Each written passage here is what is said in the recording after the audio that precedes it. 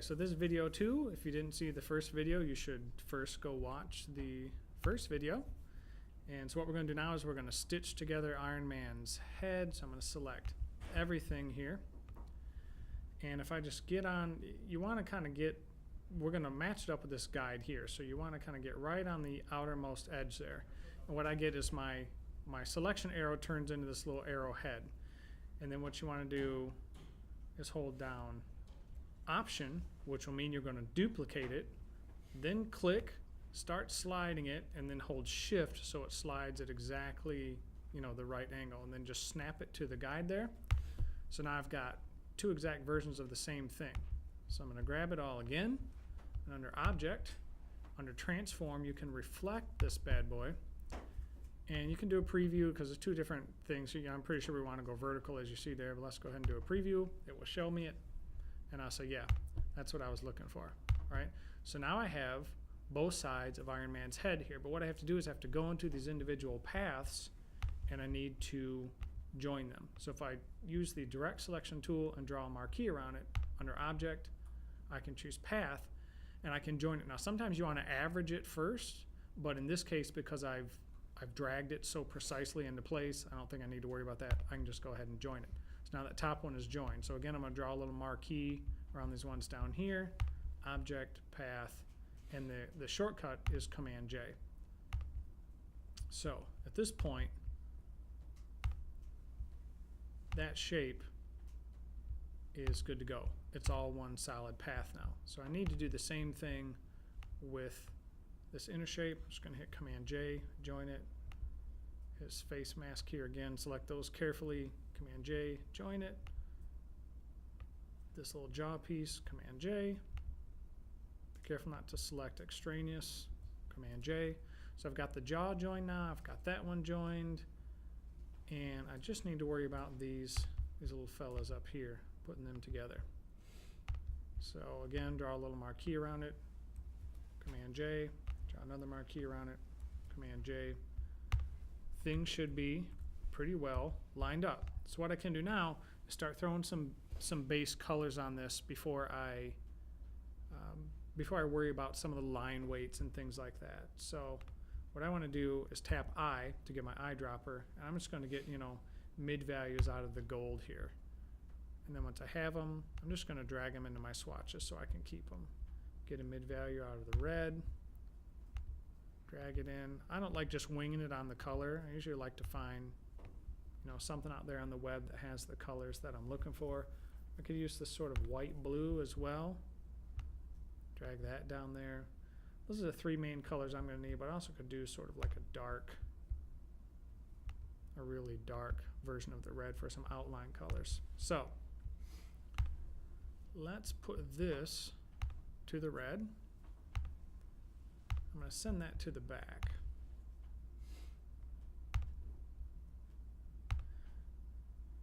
Yeah, that worked out all right. I'm missing the components that are here, these little side components. All right, so I've got those. I'm going to bring those up to outlines as well. But I'm going to hold Shift and select the helmet as well and move all three of those things to the back, because the stacking order is important for colors to work out right. So what I'm going to do for now is just switch that to the black fill, and I want to make that faceplate the yellow. And again, you can see where I sort of lost a component over there. So I drag a marquee to get all three, then hold down Shift to deselect a couple of them. Bring that to the front. And I need to do the same thing over here with this other little mark. So I select them all, hold down Shift to deselect some, and there's other ways to do that, but that's the way that I like to go about doing it. So now I've got stuff pretty much in place here. I'm just selecting random stuff and throwing down kind of the base colors on it.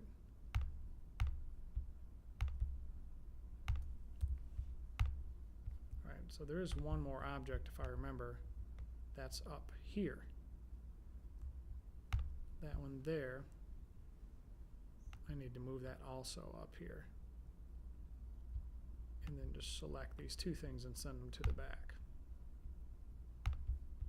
All right, so now that I've kind of got stacking order of stuff, properly done. Actually, there's more. There's these two guys too. I don't know why I put those on a back layer. That was a little bit silly. Bring them up, hold shift, send that stuff to the back. All right, so I sort of have things in place. And you can see I need to do different stuff with colors up here because it's not working out quite right. But at this point, I can go ahead and get rid of my color sampling that I was using. And I'm going to get rid of the guides. Well, nope, I need to do one more thing. I need to put that brow line in there that I talked about a few times. And to do that, I'm going to try using the ellipse tool here again to write on my guide. I'm going to hold Alt so that I'm dragging out from the center. I'm going to see if I can just kind of throw this down here the way I want to. And I'm going to up the stroke on that. Yeah, that's pretty similar to what I wanted. So let's put this on a layer by itself on top. All I have to do is create a new layer by tapping this little button here, and then I can, because it's selected, I've got a little icon there, I can drag it up to the new layer. I'm just going to lock these layers here for a minute, if I can. And just work on this layer that has the brow line on it. So one way you can approach a problem like this is to just add additional anchor points there, and then nested with your eraser is a scissors tool, and I can just cut out what I don't want here and just tap that other path, hit delete and get rid of it, and I've kind of got my brow line there. What I want to do with that particular path is round it off, and now I can mess with the depth of that stroke again. And I actually think I've selected it here. I'm actually going to drag it ever so slightly upward. Yeah, that's working a little bit better there. So now I've got that sort of thick brow line that Iron Man has. Now these two, I'm going to unlock these other layers. And of course you can always go in and mess around with spacing and stuff. These two lines now just seem to be a little bit too far down to me, so I'm going to put them up. But I also want to adjust the stroke width and things on these. So you fly out your stroke palette there, you can punch them up, give them rounded corners and things like that, and that looks a little bit better. So that's got me thinking I need to punch up the stroke on this a touch. I'm going to go, you can type in as well as using little up and down, you can type in strokes, and you can use decimal increments and things if you want. So on this, now I'm going to mess with the color. I'll throw the same stroke color in there. On my color palette, I'll toggle this down to hue, saturation, and brightness so I can slide brightness and things back and forth, because I want the same color, but I want it darker and richer. So I'm going to slide that till it gets it, you know, kind of where I want. And I kind of like that. That's got a little bit of a gold edge feel to it. Now that I've got that, I want to add that particular swatch to my swatches palette, because now I'm going to take these other shadow lines and I'm going to do the same color on those. All right, and so I also want to do that same color on the outside of the eyes here. Whoops, didn't quite take. All right, that's not bad. So I'm going to zoom in real tight here on one of these eyes, because well, I've got this shape more like I want it, but I want to click it, hold shift, and drag it straight down. And that's a little bit better there. So this is coming together not too bad here. I need to make some adjustments to my red stuff. So I'm holding shift and clicking with the selection tool to select multiple items. And I'm going to make this also that same red, but using the hue, saturation, and brightness. I'm also going to drag that way over and get it, you know, really rich dark red. And again, I think I want to go, might just go with a 3 on those. That's not bad. So now that I've got this dark reddish color here, I can put these to that same color. Oop, but not on the, hold on. Let me select these two. And I want to be on the fill, not the stroke. Throw that in there, that's not bad. Throw that in there, that's not bad. And these as well.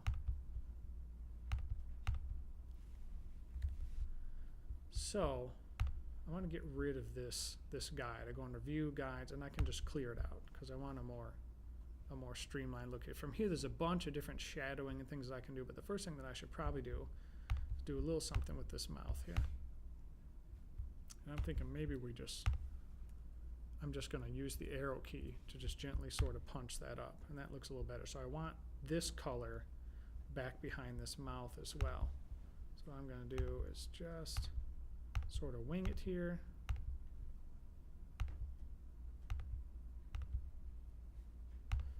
Use I, select that, say Object, Arrange, send this to the back, send that to the back as well, and now I've got sort of a better color going on with his mouth there. So there's a lot of different shadowing and things I could do in here to sort of make this look like it has the right protrusion and stuff like that. But let's just give this some better color eyes here. I need a little bit more toward blue. And I could pop this in Photoshop and do some fading techniques and light effects, and I could even do some some raster effects up here if I want to get a glow on there, but I'm not going to worry about that for right now.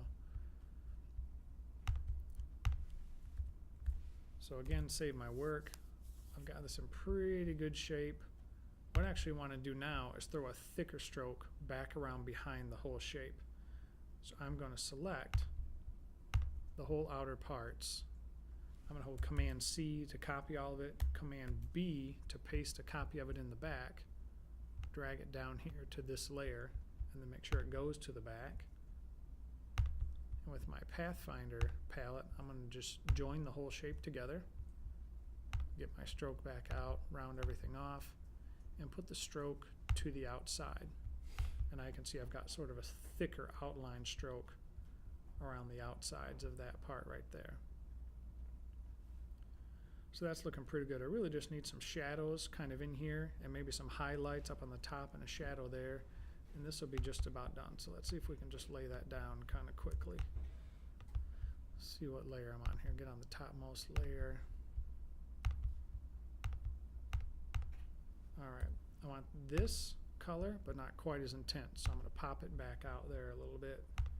I'm just going to kind of freehand this here.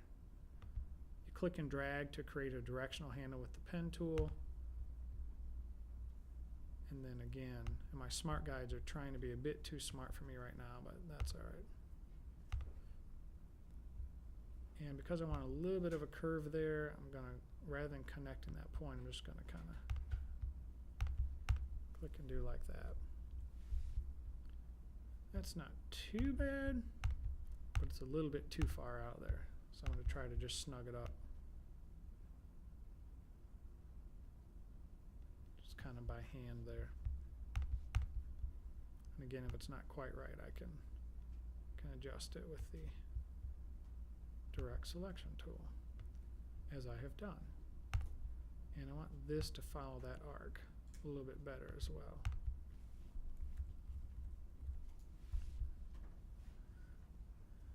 Well, that's not so bad, but I'm thinking I might actually want to just go ahead and get rid of that empty space there and just punch it right up in there.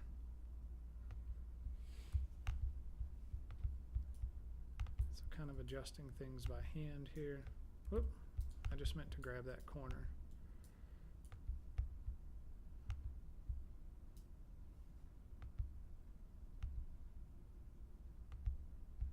See if that's a little bit better. Yep, that is better. I just need to close that off.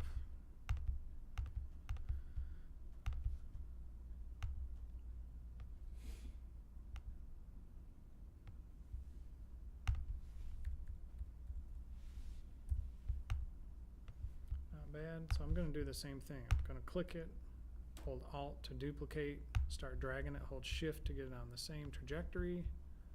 Object, transform, reflect, and use my arrow key to just kind of snug it up in there. It got a bit too snug. And drag it out. Hold Shift to keep it on the right trajectory. Too far out.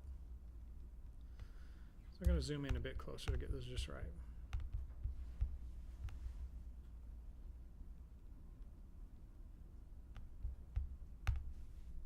How do we do there?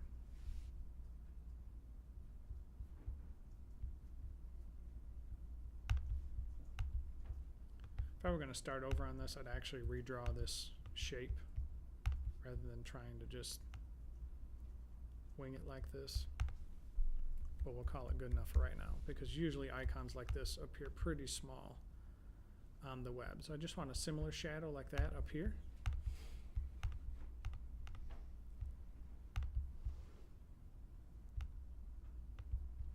Again, I'm just kind of winging it here.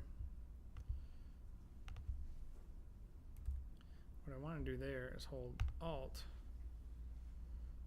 and I might make this one a little bit uneven on purpose, just to get away from some of the sort of extreme bilateral symmetry on this one.